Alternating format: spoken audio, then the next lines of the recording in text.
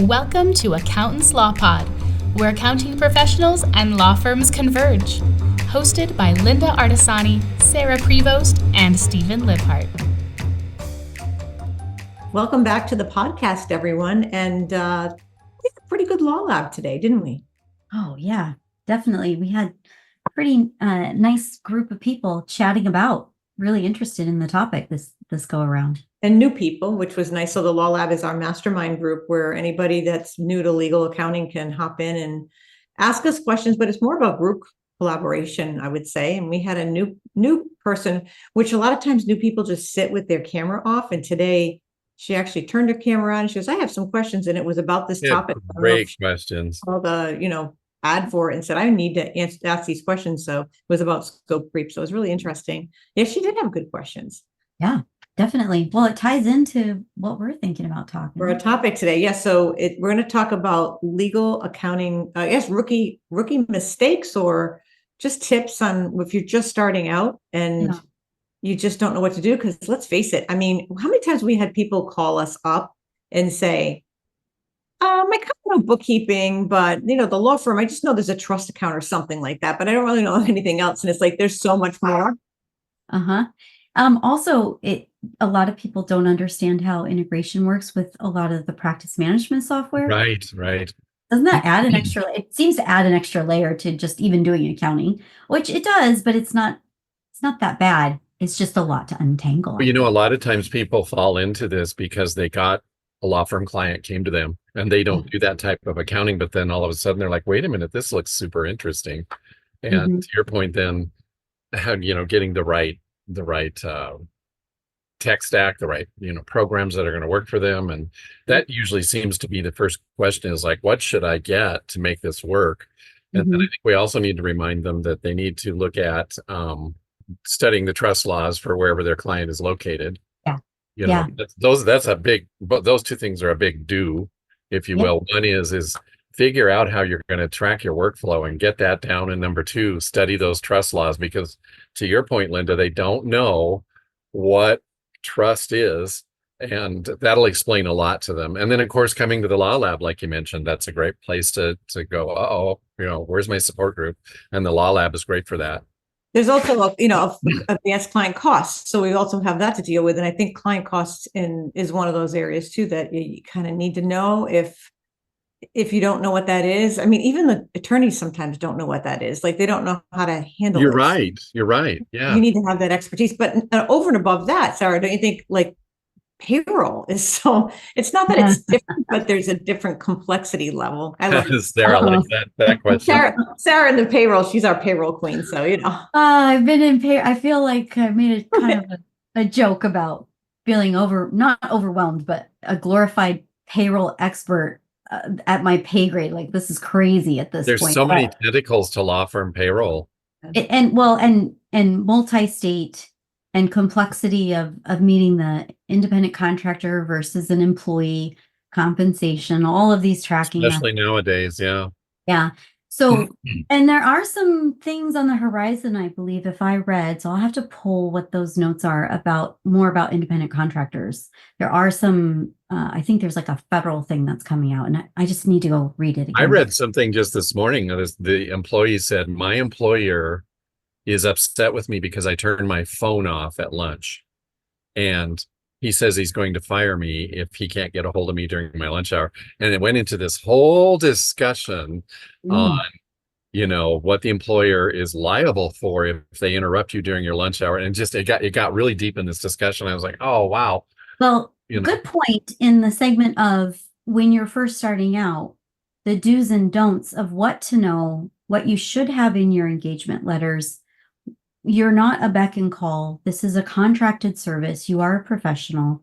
So to your point, it's the same tentacle of arrangement agreement, right? As far as employee-employer, but not because it's a business with another business. And so, I mean, you both could speak to it, but depending on how you, like you were saying earlier, Steve, you have how you're going to set up your workflows, how you're going to set up that engagement, how you're going to interact. Lynda, you could probably speak to this, is how we choose to interact when we first engage with attorneys. But I think also, Sarah, we actually toyed around with the idea of 3 prices. Yeah. 48-hour response, 24-hour response, Oh, wow. within the same day response. And I think that, and the price would go up the more, how much more you want to pay for the urgency, right? So some attorneys think everything is urgent, and sometimes they don't. I think that's definitely something you might want to consider. Contract is so huge when you first start working with lawyers, because you have to make sure that you've got your scope tied down perfectly so they know exactly what works. Good for both parties, not just the attorneys, but the bookkeeper as well, or the accountant as well. Just any profession is what you're saying. I think though, for do's and don'ts, learn the lingo, because that's going to help you. You might hear "eat what you kill" and think, "Oh my God, what the heck are they?" Yeah, the first time I was like, well, me too. I was like, wow. And then I thought only attorneys could create, that kind of a compensation plan called "eat what you kill." But that's one. And and then you think about the word, and I was just writing an article the other day about, when you think of the word trust account, what does that mean to you? Does that mean trust bank account? Does that mean trust liability account? What does the word trust account mean? It can have a kind of a dual meaning. And then and it's different in different industries too. Yeah. And then IOTA, IOTA, I think that's another one. There's like all this, like, well, what is that? And those are things that come up in conversations depending on the location. It's all an IOTA account, but they have different names for them and different rules around them by the state. So the Bar Association website will be your best friend for the location where your attorney practices. Mm-hmm. That's the first place to start with, is that. And then I think the other thing to do with the don't oversell yourself or your expertise if you don't have it yet. Price accordingly if you're not, because it took us a lot of years to learn this stuff. Mm-hmm. And I think being honest is your best bet to have a great, clear communication line with your client. That, I remember my first client, and I remember saying to him, your industry is new to me. And he was a solo, and he was so happy to I will just work with you and I'll teach you what you need to know. And he was very generous with that. I gave him a great price. He got an experienced bookkeeper that just had never worked with that industry. And I thought that was fascinating. A good way to kind of walk your way in. I wouldn't want to take on some of the bigger firms that Sarah and I have now, because I'd be like, oh, I don't know about that. That would have been hard to navigate, not having some kind of a foundational awareness or knowledge of the legal industry and how it works, to be able to work with a lawyer. You can always find anything on Google or ChatGPT, right? There's a lot of presumptions too. You handle my expenses. Why aren't you handling my 1099s? That's not the same service. Right. You don't process their payroll, but you have to record it. So why are you not doing X, Y, and Z? Again, these are things that, as you're first starting out, are really important pieces to lay out, as you're saying, Lynda. Additionally, and Steve, I'm looking at you on this one. You've got to clean up a mess. Oh, it shouldn't take. They tell you how long it takes. It shouldn't take. Yeah, right. However, easy cleanup. How long did it take you to get yourself in that mess?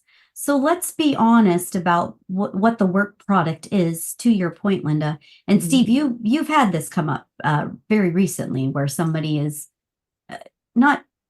they're basically kind of like eking it out, like saying, hey, you're going to clean it up and I'm going to tell you what you're going to clean up, almost without. Yeah. And you're at a tenured seasoned space and you know how to handle it. If you're new. Yeah. Well, what just came to mind too. I'm glad you brought that up, and it made me think about the piece you were just talking about, where, are you doing payroll? Are you doing this? Are you doing that? A lot of business is coming out of law firms. They're now learning the value of outsourcing their accounting work, but they're coming from an environment where they've had somebody sitting at a desk in a corner doing accounting, and they do everything. And so accounting to the attorney is this big giant coffee can full of stuff, that their in-house accounting person does. And now they're outsourcing it. And we have to be very abundantly clear in our contracts, like you said, and what we will and won't do based on what you're asking us to do. And also spelling out what happens when the client doesn't perform, i.e. taking on, we had in the law lab this morning, I think we had somebody mention that they couldn't get the bank account information.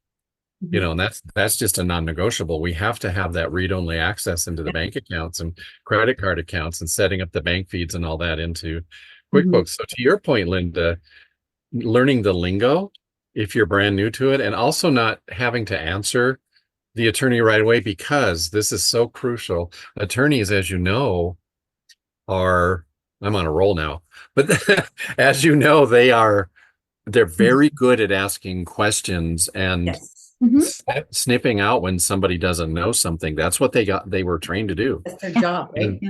You know, so we don't have to have, especially when you're new, you don't have to have an answer right away. But what you can say to them, I like what you said, Lynda, I'm new to your industry, but I'm not new to accounting. Or I will get back to you. Let me do a little bit more research and I will get back to you by X. That's a very good answer. They will appreciate that instead of you freezing up and going, oh, I don't know what IOLTA is, you know. Yeah, and those are terms. There's a lot of terms. I think I actually have a blog post on the Law Lab that has like learn the lingo, or it's somewhere. Well, and we have that map that we did in our podcast. The map is critical. Yep, we've got the map, which Teaira shared on another one, so she probably can share it here as well. Where it's a map that just kind of takes you every link to every state that has the bar, except for Florida. They don't have the Florida one linked for some reason. I don't know why. I don't know why, but yeah. Let me guess. No, okay. Yeah. No. But that one was broken from the beginning. It was there once and then it went away. But yeah, so and you can Google it and you can find it, but it's nice to have the map. You can click on the state and just grab it. And that's a nice thing to do. Yeah, I do feel though, if you get into it, you find out it's not for you. Be honest about it. Pair them up correctly. I mean, this has happened to all of us in our tenure while we're kind of deciding if we want to go with certain verticals or, not. And we've seen this. I do like what you're saying, Steve and Lynda. It's like, you have to caution yourself and be prepared to be like, you know what? I'm actually not seasoned enough for this, or I might need some support. And that's or about these groups before. Study the different types of law. If law is speaking to you, law is not just this little bubble. It's all of these bubbles that are out here. I have my favorite types of law firms that I like to work with, as you guys do as well. Right, family law. You talk about family law and how much you love it. I do like family law. We've got one family law firm. That took a second, Sarah. Did you see how that took a second for him to react? Because it took a second to float by. I was like, yeah, how am I going to comment on that? What I'm trying to say, Steve, is before that, like, you know accounting, you don't know this vertical. Right. It does feel you're not confident maybe in a particular software or the ledger system that it needs to be in. Right. First, you really need to get honest about some of those things. We've seen it before. That's why I bring it up, to be fair. Great advice, yeah. Very seasoned people dipping their toe in, and then we're getting questions. And I'm like, well, okay. And then if you choose to, like you're saying, and then as you mature into it, you'll find a micro niche inside of it. Exactly. Master the first part. If that's too much. And we had this happen where somebody came to us and said, I know this for this many years, but I don't feel comfortable in this. What am I missing? It was the integration. It was the software. We're coaching her through. And she even said, if I can't get this figured out, I'm just going to have to probably find somebody else or have you all help me and move this on, because I may not be the right fit. We're a great group together as a client-customer kind of relationship, but it's not. It's interesting. So, and that's the other piece too, knowing the legal tech software, knowing the software that the client uses, and also software that we use when it comes to the billing, that you need to know how that works. And that can be a learning curve that could take a bit of time. That's a huge learning curve. Yeah. So yeah, I mean, sometimes, and they all have their little quirks. So not all of them integrate real well. Some of them don't integrate at all. So know that, and know the proper workflow to get that in. Because if you are taking, for example, I don't know what software, but there's some software out there that you can't connect to QuickBooks. So you can push out a CSV of the invoices or of the payments to pull it in. But make sure that you do all those steps and don't just download to income, because now you're doubling up the income. So there's a lot of things there. And that does take time. And if you're willing to invest that time to get the knowledge, I mean, like we said, join the law lab, listen to our podcast. There's plenty of information out there that we provide that I think will help you. We even have coaching one-on-one. I know you do too, Steve. If you need help on an individualized basis. So there's ways of doing it that people can help you, at least get you over the hump. And then you'll gain the knowledge. It just takes time to really grasp the big picture. But once you have it, I mean, you have to be, if you're going to work in this industry, you have to be very detail oriented. You got to have good workflows. You have to set yourself up in a place. You have to be very organized. I think you cannot not be organized to be a bookkeeper in this particular industry. It would be very difficult. Very clear. And very clear. Oh, yeah, that's the other. Sarah can speak to this. You have to be very direct. I was just going to say, Sarah, you're on. Yeah. When I hear something presented to us that I know is being misstated, or the firm down the street shared some partial information, we see this all the time with things across social media, and you're sitting front and center and you're trying to use this conversation with us in an attorney professional meeting with us. And I'm like, well, that actually doesn't work for you. You're not that entity type, or you're not this, or let's talk about why these things would hinder you in your business. When they call their friend down the street and say, what software do you use? And then they bring it in. And I saw my buddy in court and he told me about XYZ. I should be using XYZ, or I should be doing, 1, 2, 3. And it's like, okay, what does your attorney friend do? What practice area? Oh, they're a personal injury attorney, but you're not. It's a little bit different, You're family law, or you're estate, or you're this. Wait, hold on. Let's get equal. Or you're equal, but you approach it differently. You're flat fee, they're hourly. And then you're asking us you like something they do, but how does that fit in your model? So I'm not going to say no to you per se, but I'm going to guide you down that road and be very clear of what the intricacies are, because it might cost us more time, which would cost you time on your bill. So it's not just a simple check and then you just don't think that you're not going to be asked about software, because for some reason they realize that we're very technologically advanced from them, and they come to us. I don't know how to get this to work. Can you tell me why this isn't working? Like, did you clear your cache and cookies? And then they don't even know what that is. So sometimes you run into some of your clients that are like, they turn to you for the strangest things that I never thought that someone would ever be asking as a bookkeeper or an accountant. Like, the questions we get asked are incredible. And it's just fascinating that that's something I didn't think I'd ever wear the IT hat, but we do sometimes, which is interesting. That's a tough one to learn on the fly. So I do enjoy teaching people who are in their 40s, 30s, 20s, something that I'm like, you don't know that. Let this old lady teach you this. Oh, please.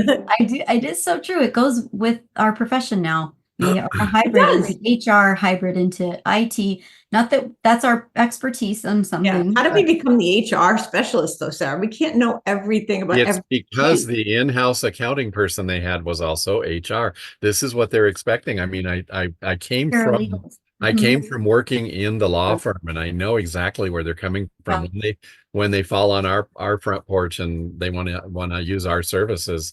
We really have to educate them. Yeah. Yeah, definitely. Well, this was a good topic. I think we had a good bit of nuggets in here. Yeah, I mean, just don't be afraid to fail. Like, if something doesn't go quite right and you have to fix something, be okay with it. And if you're just starting out, don't charge a lot if you don't know a lot, and really work pricing that way, because you're going to be learning from them. Kind of factor that in your price. You can try, but I mean, if you think you might not get the client, don't oversell, right? Don't say you're this phenomenal bookkeeper person that knows everything when you really don't, because then you're only setting yourself up for failure. You don't want to do that. You want to, what is it? Under promise and over deliver. Yeah. Right. You don't want to be sitting there in a place where you told them you could do all these things and you can't. And I think if you're honest, honesty will take you far in your journey as a rookie, as you start to learn and build. And then before you know it, you'll be charging top dollar. I mean, I charged a very little amount for my first client. I actually didn't even know what to charge. And eventually you will charge more and more, because you're going to gain this knowledge base that you're going to set yourself way above all the other general. but don't be so cheap that you're not feeding yourself. Correct. Don't undersell either. The phrase there is, You won't want to work it gets you out of bed and you're excited about doing it. Our dear friend Seth David says, Mhm. it's great. But in the same breath, you are learning. So you take a consideration of that when you're pricing yourself. But Well, they came to you because they see you as a professional, so don't be afraid to charge a review fee and take a look at their books. we should all be charging that. I'm sorry. This is like, if our profession isn't, I find I this. agree. Yeah. You know what? Time it I did takes it for for the us to longest review. time. Didn't I know charge. till you met me. Yeah, no. And then not only that, Sarah, we start charging if they even want to talk to us, but we've elevated ourselves to that place. We didn't start out there, but you should, I don't care if you're just starting out, you should charge to look at the books because it's going to take your time to do it. And then you'll know if they balk at that, they're going to balk at everything else. not You're your not want them for a client anyway. So that should be, go to a mechanic, they charge you a fee to look at everything. Same thing applies for our work. Back to the other side. We're expecting to pay attorneys for consult fees. It goes the same way for us attorneys. Sometimes it feels like we're paying for them to lick the stamp. You know. So, But well, I think we covered a lot in a good little segment. So Teaira, do you have To support the Accountants Law Pod, please take a moment to like, share, and review this episode. And be sure to subscribe to this podcast on YouTube and wherever you find your favorite podcasts. If you have questions, topic requests, or guest suggestions, you can email us at info@accountantslawpod.com or send us a message through our website, accountantslawpod.com. To join us in the Accountants Law Lab, which meets every Friday, visit our website at accountantslawlab.com to sign up. and before you know it, you won't be a rookie anymore. Love it. I love it. I'm curious, what do y'all have going on for the weekend? Wow. Well, Oh my God. Well, I'll tell you, my bike that I had built for me, because obviously of my height, I need something a little bit more custom, is being featured at a bike show right now from the maker. what? Yeah. So it's a craft maker. It's a world kind of But Well, you that's could so put your feet cool. down. So you had to have a bike made so you could put your feet down I didn't know regular bike, you couldn't. no. So actually it's the frame size, Linda. Oh, because they're so I can't big. reach. And I was, Oh, you can't reach the handles. and Oh, yeah. And so I interesting. needed, I never thought about that. I needed something more tailored, and I even bought the most petite one. And it was still, after all these years. And so joking around with my husband, I said, I guess you get to a certain age and you start buying more custom things to meet because I'm definitely well under the 5 foot. I'm under that size. You worked it, you worked it, you earned it, you can buy it. I can have it. But I'm so excited because I saw the pictures and it's super cute. So that's what I will be doing, is joining in and having a good time with them. Fun. I don't know what I'm doing because I was away for a week. So yeah. We're having a big fundraiser at our house tomorrow for the community where the Airstream Club is going in 2 weeks. I mean, we do a big thing for their food bank every year. And so we're having a little party here at the house and people are bringing food donations for the food bank and we'll take it with us to the Airstream rally. Yeah. So that's what we're doing this weekend. Well, don't worry, Linda. I'll keep you busy working with me. No, it's You were gone with your bike. Yeah. We had overlapping weeks Linda. too. Get your beach chair out. yeah. It's actually cooler. So yeah. Yeah. All right, Oh, so until well, next time, everybody. bye-bye. Bye-bye.